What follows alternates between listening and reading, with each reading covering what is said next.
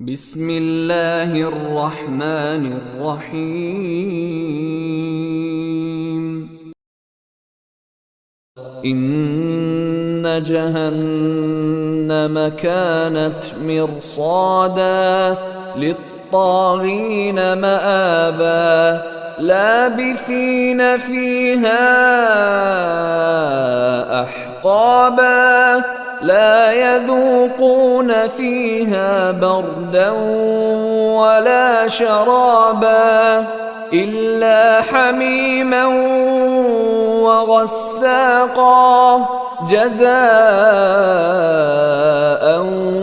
وفاقا إنهم كانوا لا يرجون حسابا وكذبوا بآياتنا كذابا وكل شيء أحصيناه كتابا فذوقوا فلن نزيدكم إلا عذابا.